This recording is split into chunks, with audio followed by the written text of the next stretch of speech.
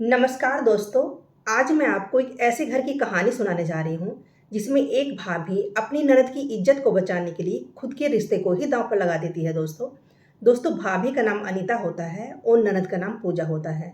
पूजा अपनी भाभी से बोलती है कि भाभी, मैं एक बहुत बड़ी समस्या में फंस गई हूँ। अगर तुम भैया को न बताओ तभी मैं तुमको बताऊंगी।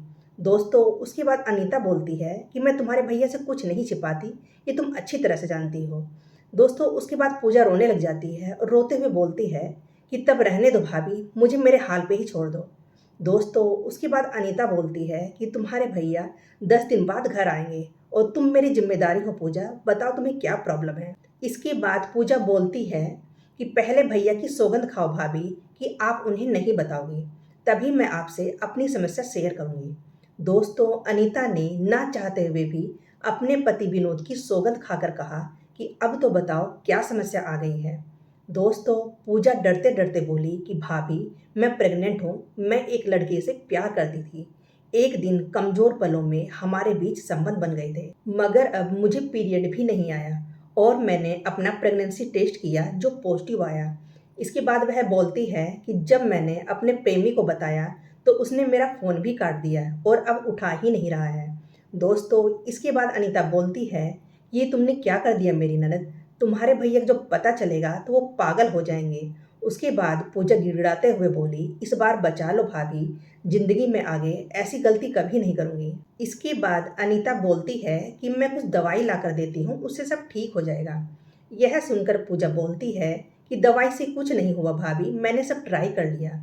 दोस्तों यह सुनकर अनीता भी टेंशन में आ गई। फिर अनीता उसे एक हॉस्पिटल ले गई। वहाँ पता चलता है उसे कि 1.5 महीने का गर्भ है। उसने अपनी ननद का अबॉर्शन करवा दिया, मगर एक समस्या और खड़ी हो गई दोस्तों कि पूजा को जो ब्लीडिंग शुरू हुई थी वह रुक ही नहीं रही थी। इस कारण इलाज में 6-7 दिन लग गए। दोस्तों जब तक विनोद टूर से वापस आया तब तक सब सामान्य हो चुका था। पूजा ठीक होकर कॉलेज जाने लगी थी, मगर एक दिन विनोद अलमारी को खंगालता हुआ बोला, अनीता यहाँ 50,000 रुपये रखे थे, अब नहीं मिल रहे हैं, तुमने कहीं रख दिए क्या। दोस्तों जो डर था वही हुआ आखिर में, क्योंकि पैसे पूजा के इलाज में खर्च हो गए थे। अनीता बोलती है कि कुछ दिन पहले मेरा भाई आया था और उसे पैसे की ज़रूरत थी, इसलिए मैंने उसे दे दिए। दोस्तों अनीता कभी झूठ नहीं बोलती थी, आज पहली बार झूठ बोला तो उसकी आवाज़ में कंपन था। विनोद उस वक्त तो ऑफिस चला गया, मगर ऑफिस जाकर उसने साले साहब का फ़ोन मिलाया और बोला, साले साहब हमें पराया कर दिया क्या, जो मुझसे पैसे न मांगकर दीदी से पैसे मांगे तुमने। दोस्तों साले साहब बोले, कैसे पैसे जीजू जी, मैंने तो दीदी से कोई पैसा नहीं लिया। दोस्तों साले साहब से बात करने के बाद विनोद सीरियस हो जाता है। उसके दिमाग में तरह तरह के विचार आने लगते हैं और इस कारण वह जल्दी ही घर आ जाता है। आते ही वह बोलता है कि अनीता तुमने झूठ बोलना कब से शुरू कर दिया। दोस्तों अनीता इस बात के लिए बिल्कुल भी तैयार नहीं थी। उसने सपने में भी नहीं सोचा था कि विनोद इतनी जल्दी उसके भाई को फ़ोन लगा देगा। दोस्तों वह घबराकर बोली कि कैसा झूठ। इतने में विनोद गुस्से में बोलता है कि तुमने उन 50,000 रुपये का क्या किया, सच सच बताओ। दोस्तों सीधी साधी अनीता धर्म संकट में फंस गई थी। उसने बात को छिपाने के लिए विनोद की सौगंध खा रखी थी। वह सौगंध नहीं तोड़ सकती थी और न ही वह यह चाहती थी कि पूजा की सच्चाई भाई के सामने आए और पूजा जीवन भर भाई के सामने आंख मिलाकर बातें न कर सके। दोस्तों वह चुपचाप खड़ी रही। उसके बाद विनोद जोर से बोलता है कि मेरे सवाल का जवाब दो। इतने में तेज आवाज़ सुनकर पूजा भी उनके पास आ गई। उसके बाद अनीता बोलती है कि इतना गुस्सा क्यों कर रहे हैं आप, 50,000 रुपये ही तो थे, समझ लो मैंने खर्च कर दिए, बात को यहीं ख़त्म करो। दोस्तों पूरा माजरा सुनकर पूजा भी घबरा गई। उसे लगा कि पोल अभी खुलने वाली है। इसके बाद विनोद बोलता है कि पैसे ज़्यादा या कम होने की बात नहीं है, बात विश्वास और हक की है। मेरा हक बनता है ये जानना कि तुमने उन पैसों का क्या किया। इसके बाद अनीता बोलती है कि मैं नहीं बता सकती, इसलिए प्लीज़ इस बात को यहीं ख़त्म करो। दोस्तों यह सुनने के बाद विनोद का गुस्सा 7वें आसमान पर चढ़ गया और वह बोला कि ये कोई जवाब नहीं हुआ, बता उन पैसों का क्या किया तुमने, अपने किसी यार को दे दिया क्या। दोस्तों इतना सुनते ही अनीता की आंखों में आंसू आ गए। वह बोलती है कि थोड़े से पैसे के लिए मेरे चरित्र तक तो मत जाइए प्लीज़। दोस्तों विनोद गुस्से में था और गुस्सा इंसान का विवेक हर लेता है, उसे अच्छे बुरे में फर्क नहीं करने देता। उसके साथ भी यही हुआ। वह अनीता से बोलता है कि तुम कौन से हरिश्चंद्र के खानदान से हो? तुम्हारी बहन घर से भाग गई थी और फिर 20 दिन बाद घर लौटी थी और तुम भी तो उसी की बहन हो।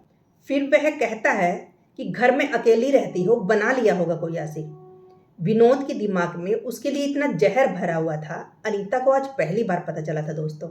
उसका दिल बैठ गया और वह चुपचाप जाकर अपने कमरे में बैठ गई। उसके चुप रहने पर विनोद और भी अनाप शनाप बकने लगा।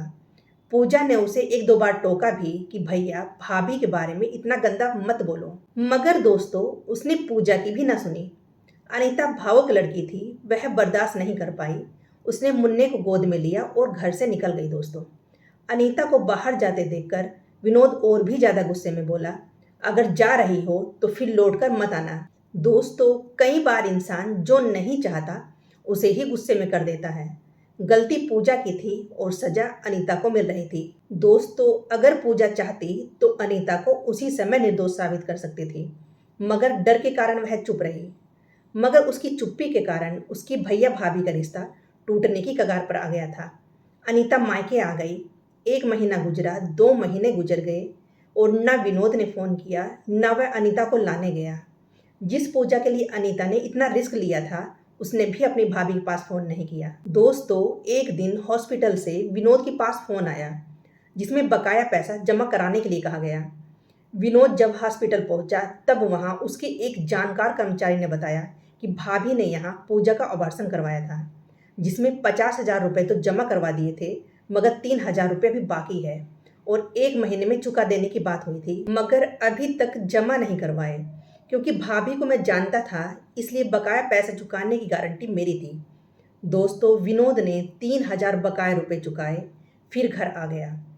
अंदर कमरे में पूजा पढ़ रही थी। पूजा को देखते ही उसके मन में उसके प्रति घृणा पैदा हुई, मगर वह चुप ही रहा। उसे रह रहकर पत्नी की याद आने लगी थी दोस्तों, जिसने उसकी इज्जत बचाने के लिए वो पैसे खर्च किए थे और उसने ही उसे चरित्रहीन कह दिया था, जबकि चरित्रहीन तो खुद उसकी बहन पूजा थी। विनोद को बहुत पछतावा हो रहा था दोस्तों। वह अनीता से माफ़ी मांगना चाहता था, मगर हिम्मत नहीं हो रही थी।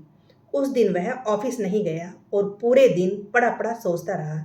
उसे एहसास हुआ कि गुस्सा बहुत बुरी चीज़ है। उसने निश्चय किया कि अब कभी गुस्सा नहीं करेगा। उसने सोचा बहन ने गलती तो कर दी, अब उसे भी और जलील करने से कोई फ़ायदा नहीं। अगर गुस्से में उसने कुछ कर लिया तो और भी बुरा हो जाएगा। अच्छा यही होगा कि उसे पता ही ना चले कि मुझे पता चल गया है। अनीता भी तो यही चाहती थी कि मुझे पता न चले। दोस्तों उसने गाड़ी निकाली और अनीता को वापस लाने के लिए चल दिया। वह 2 महीने से उससे दूर था। दिल में एक कसक सी उठ रही थी दोस्तों। अनीता बिल्कुल गरीब घर से थी, फिर भी वह उसे ब्याह कर लेकर आया था। उसे याद आता है कि जब उसने अनीता को पहली बार देखा था, बुआ के लड़के की शादी में जूते चराई की रस्म में एक क्यूट सी लड़की ने उसका ध्यान खींच लिया था। उसने ज़्यादा महंगे कपड़े तो नहीं पहने थे, मगर उसके चेहरे पर सादगी का नूर था। वह तो देखते ही उस पर फिदा हो गया था और घर आकर उसने ऐलान कर दिया कि उसे वही लड़की चाहिए और वह अनीता को ब्याह लाया था। अनीता विनोद को पाकर बहुत खुश थी दोस्तों। बोली थी, तुम मेरे तारनहार हो जो मुझे झोपड़ी से निकालकर महलों में ले आए हो। कितना प्यार करता था वह अनीता से। फिर उसे अपने आप पर गुस्सा आता है कि उसने अपनी मासूम और भोली भाली पत्नी पर शक किया। वह तो उसकी घर की इज्जत बचाने के लिए गर्द पर पर्दा डालने में लगी थी और उसने उसी पर गर्द उछाल दी। कितना रोई होगी वह, कितना दुख हुआ होगा उसे। यह सोचकर विनोद का दिल बैठने लगा। जब वह ससुराल पहुंचा तो उसकी सास मुन्ने को गोद में लिए हुए बैठी थी। विनोद जल्दी से बोला, मम्मी जी अनीता कहाँ है? सास बोलती है, दामाद जी आपने मेरी बेटी को क्या कह दिया? वह न तो कुछ बोलती है और न ही कुछ बताती है, बस रोती रहती है। दोस्तों विनोद ने सास की गोद से मुन्ने को ले लिया और फिर उसे प्यार करने लगा, मगर बच्चा रोने लगा क्योंकि 2 महीने से उसने पापा को देखा नहीं था, इसलिए वह पहचान नहीं पाया। मुन्ने की रोने की आवाज़ सुनकर वहाँ अनीता आ गई। उसने झपट कर मुन्ने को अपने कलेजे से चिपका लिया और फिर कमरे में चली गई। दोस्तों विनोद भी उसके पीछे पीछे चल दिया। अंदर जाते ही वह बोलता है, माफ़ कर दे। यह सुनकर अनीता ने दूसरी तरफ मुंह फेर लिया दोस्तों। फिर वह बोलता है कि माफ़ कर दे यार। मगर अनीता ने उसकी तरफ देखा भी नहीं। वह बच्चे को लेकर कमरे से बाहर आ गई। फिर घर के पीछे की तरफ बने गाय के छप्पर में चली गई वह। विनोद की सास घर से बाहर चली गई थी। वह जानती थी कि अब रूठना मनाना होगा, इसलिए दोनों को उसने अकेला छोड़ दिया था। घर में और कोई नहीं था। वैसे भी घर गांव के बाहर खेत में बना था, इस कारण पड़ोसियों की ताका झाकी भी नहीं थी। विनोद अनीता के पीछे पीछे छप्पर में चला गया और उसके छप्पर में आते ही अनीता बाहर निकल आई।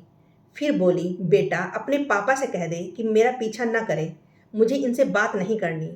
उसके बाद विनोद उसके पीछे पीछे चलता हुआ बोला, बेटा अपनी मम्मी से कह दे माफ़ कर दे मुझे, गलती इंसान से ही होती है। दोस्तों, बेटा अभी 10 महीने का था। वो न तो समझ सकता था और न ही बोल सकता था। इसके बाद अनीता अपने बेटे से कहती है कि बेटा अपने पापा से कह दे कि बदचलन औरत हूँ मैं और मेरी परछाई से भी दूर रहें। कहते हुए वह रोने लग जाती है दोस्तों। विनोद कान पकड़कर उसके सामने बैठ गया और बोला, माफ़ कर दे। गुस्से में बोले हुए शब्द कोई अर्थ नहीं निकलते। उसके बाद अनीता रोते हुए बोली, गुस्सा आया था तो पीट देते, थप्पड़ लगा देते, मगर चरित्र पर सवाल उठाया था, सीधा यहाँ छाती के भीतर लगा। उसके बाद विनोद बोलता है कि अब मुझे पता चल चुका है यार, हॉस्पिटल में बकाया 3,000 जमा करके आ रहा हूँ। पूजा ने तुम्हें कसम दी होगी, इसलिए तुम नहीं बता पाई और तुम्हारे नहीं बताने से मैं शक कर बैठा। वह रोते हुए बोलती है कि तुम तो कहते थे कि तू तो मेरे दिल की धड़कन है, तेरे बिना मैं एक पल भी नहीं रह पाऊंगा, फिर 2 महीने कैसे रहे मेरे बिना। यह कहते हुए वह वापस कमरे में आ गई। इसके बाद वह भी अनीता के पीछे पीछे आते हुए बोला कि एक दिन भी चैन से नहीं सो पाया मैं तुम्हारे बिना, प्लीज़ अब मान जाओ ना। अनीता कुछ नहीं बोलती है, बस टुकुर टुकुर उसकी तरफ देखती ही रहती है। वह बोला, देख लो कितना दुबला हो गया हूँ तुम्हारे बिना। दोस्तों, काफ़ी देर से वह खुद को रोके हुए थी। बच्चे को खाट पर सुलाकर झट से विनोद के गले लग गई। जब विनोद ने उसे बाजुओं में लिया तो महसूस किया कि वह तो बहुत ज़्यादा दुबली हो गई थी, हड्डियों का ढांचा लग रही थी। दोस्तों, लड़िए झगड़िए मगर याद रखिए, गुस्से में चरित्र पर लाछन मत लगाइए, क्योंकि इसका दर्द मार से भी ज़्यादा होता है। दोस्तों, आपको ये कहानी कैसी लगी कमेंट बॉक्स में ज़रूर बताइएगा, और कहानी पसंद आई हो तो लाइक कीजिए, सब्सक्राइब कीजिए और अपने दोस्तों को शेयर कीजिएगा।